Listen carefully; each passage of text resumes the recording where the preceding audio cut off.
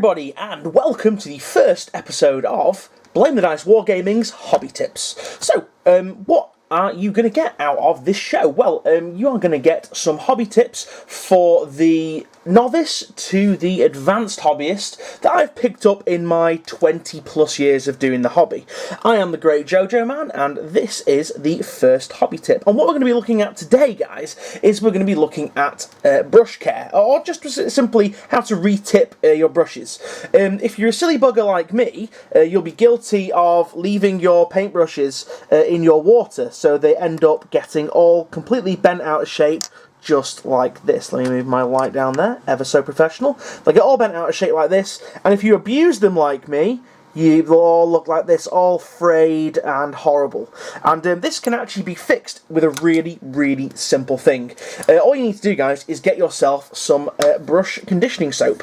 This is brokentoad brush conditioning soap. You can use testers, and there are a few other brands available out there. This is my preferred one, and these are my brokentoad brushes, which I should keep in much better condition than I do already. Well, literally, all you guys will need is your brush soap, your brushes, and some warm water right here. Let me just adjust that camera. There we go.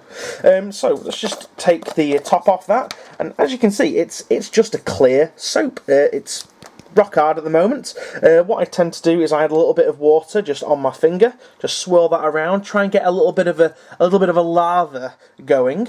You can see it there on my finger starting to form. What I tend to do then is I get my brush, and this will actually clean your brushes as well. It's very, very good for sable hair, very, very good for anything that's a non-synthetic, although you can use synthetic brushes in this, and it does tend to repoint them a little bit, but it's much better if you have actual animal hair brushes. So what you want to do, let me just zoom in a little bit here, guys. You want to get some on your bristles like that, and then what you want to do is you kind of just want to knead the brush soap through your bristles and kind of just really work it in there. You know, you want to pull in straight directions. I mean, this might not be the best way of doing it, but this is how I do it, and this has never failed me. And what you can see, guys, that bent tip, if you use like 3 fingers like this, you can actually pull your bristles through it, and that bent tip that I had before, as you can see, goes away. It's relatively straight now. Now what I tend to do, I tend to get it as straight as I can, and then I put it down to one side and I leave it, just to let the soap kind of do its thing, let it kind of marinade in there, and it'll actually condition the bristles and make them a little bit more supple as well. We can do the same on... Oh, blummin' heck, I've just dropped the brush. Haha, how professional for the first video. Brilliant.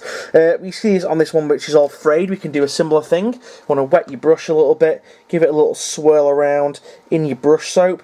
Don't worry about using too much or too little of this.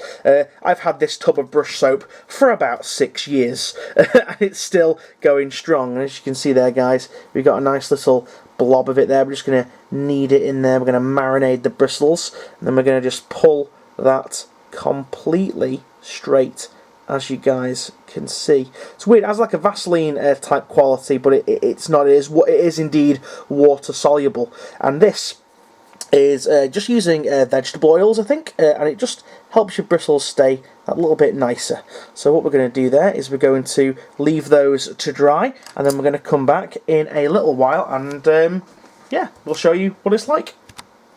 So we have had ample time to let the bristles dry. I actually forgot to put the lid back on my brush soap. We've got ample time to let these dry, and all we're going to do then is we're just going to give them a little bit of a rinse in, again, some more warm water, and that will just help to pull off any of the remaining brush soap that's still on there. And as you can see, guys, we've got some relatively straight bristles here, and we have rescued those brushes that would be normally really bent out of shape.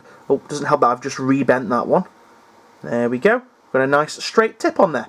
Anyway, guys, short and sweet video for the first one, dead quick, and hopefully I'll see you guys in the next video. Thank you very much for watching, see you now, and goodbye.